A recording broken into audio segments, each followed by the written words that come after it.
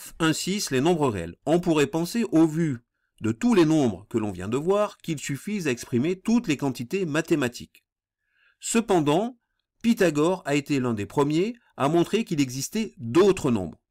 En effet, lorsque l'on cherche à exprimer la longueur de la diagonale d'un carré de côté 1, on trouve un nombre que l'on écrit maintenant racine carrée de 2, mais qui à l'époque n'avait pas encore de notation. Alors, je vous explique en détail. Si je prends ici un carré, donc de côté 1, j'ai ici donc un triangle rectangle, et je vois bien que si j'applique le théorème de Pythagore, puisque mon triangle est rectangle, j'obtiens comme longueur, la longueur de l'hypoténuse, qui est la longueur de ma diagonale, racine carrée de 1 au carré plus 1 au carré, 1 au carré ça fait 1, 1 au carré ça fait 1, donc ça fait au total racine carrée de 2.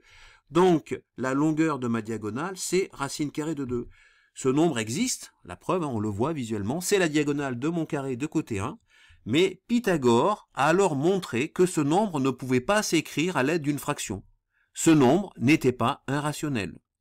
Ainsi était prouvé qu'il existait des nombres irrationnels. Alors, définition. Un nombre est irrationnel lorsqu'il ne peut s'écrire sous forme d'une fraction. Alors, il existe des exemples célèbres que vous avez rencontrés pendant votre scolarité. Si je prends par exemple un cercle de rayon 1, si je prends ici un cercle de rayon 1, nous savons que le périmètre c'est donc 2πr, donc on obtient avec un cercle de rayon 1, d'accord, on obtient donc un périmètre qui vaut 2π. Donc le demi-périmètre de mon cercle est égal à π. Donc le demi-périmètre d'un cercle de rayon 1 vaut exactement π.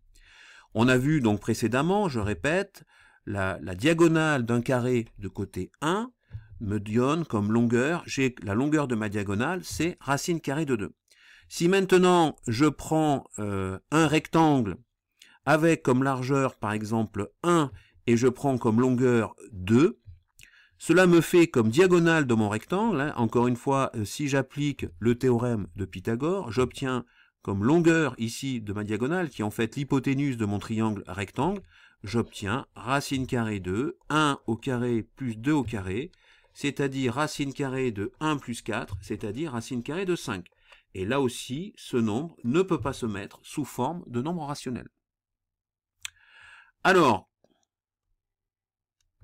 définition. À notre niveau, nous dirons que l'ensemble des nombres réels est constitué de toutes les abscisses possibles des points situés sur un axe gradué. L'ensemble des nombres réels est désigné par R. Les nombres réels sont donc tous les nombres qui servent à mesurer des longueurs, ainsi que leur opposé. Cet axe gradué, appelé droite numérique, jette un pont fructueux entre les nombres réels et la géométrie. Parce que je vous rappelle que notamment la découverte des nombres irrationnels s'est faite grâce à la géométrie. Donc, un nombre réel est un nombre qui est soit rationnel, soit irrationnel. R est l'ensemble des nombres réels. Propriété, comme un nombre réel est un nombre qui est soit rationnel, soit irrationnel, l'ensemble des nombres rationnels est donc inclus dans l'ensemble des nombres réels. Q inclus dans R. L'ensemble R est un ensemble continu, c'est-à-dire qu'il ne possède pas de trou. On peut donc représenter cet ensemble R par une droite orientée appelée droite numérique. Si j'avais choisi de faire une représentation graphique avec des nombres entiers, on aurait des trous, on n'aurait que certains points. Entre chaque point, il y aurait eu des trous. Or, lorsqu'on veut représenter graphiquement, si vous voulez, par une droite, on obtient une droite sans trou lorsqu'on veut représenter les nombres réels. Chaque point de ma droite représente un nombre réel. Alors voilà, ici j'ai donc ma droite numérique sur laquelle je peux trouver donc des nombres irrationnels, racine carrée de 5, pi. Ici c'est un nombre rationnel. Ici j'obtiens un nombre décimal qui est aussi qui est aussi un nombre rationnel, ce nombre décimal, puisque moins 2,53, on est bien d'accord, c'est moins 253 divisé par 100. Donc vu que c'est un nombre rationnel, il fait partie de l'ensemble des réels. Moins 7, c'est pareil. Au départ, c'est un entier relatif, mais moins 7, c'est moins 7 divisé par 1, donc ça devient un nombre rationnel aussi. Donc là aussi, tout ça représente, donc cette droite numérique représente l'ensemble des nombres réels. Alors, quelle est la signification mathématique de ce dessin? Elle est relativement simple, puisque le poisson Z mange le poisson N, et ainsi de suite. J'ai donc ainsi l'ensemble des entiers naturels qui est inclus dans l'ensemble des entiers relatifs, hein, puisque les entiers naturels sont des cas particuliers d'entiers relatifs.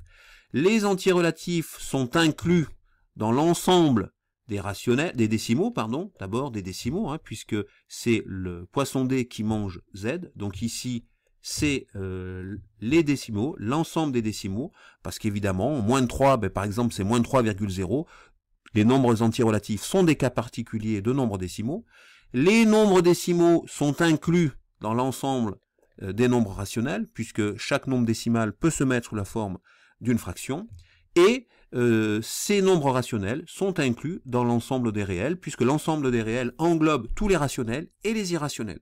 Donc voilà ce que signifie ce schéma-là. Alors, on a ici ce schéma bilan, donc on voit bien ici nos entiers naturels, ici nos entiers relatifs avec Z, nos entiers naturels qui sont des cas particuliers d'entiers relatifs, hein, puisque ce sont les entiers naturels, ce sont des entiers relatifs positifs, nos décimaux qui englobent tous nos entiers relatifs, parce que nos entiers relatifs sont des cas particuliers de nombres décimaux, hein, je l'avais déjà dit, moins 3 c'est moins 3,0, nos décimaux qui sont compris dans l'ensemble des rationnels, qui sont inclus dans l'ensemble des rationnels, parce que chaque nombre décimal est un cas particulier de nombre rationnel, on peut le mettre sous forme de fraction, et nos nombres rationnels sont inclus dans l'ensemble des réels, parce que l'ensemble des réels, par définition, c'est tous les rationnels, plus les nombres qu'on ne peut pas mettre sous forme de fraction, c'est-à-dire les nombres irrationnels. Pi, racine carrée de 2, cosinus de 45 degrés, et ce nombre-là qui ne s'arrête jamais, qu'on ne peut pas mettre aussi sous forme de fraction.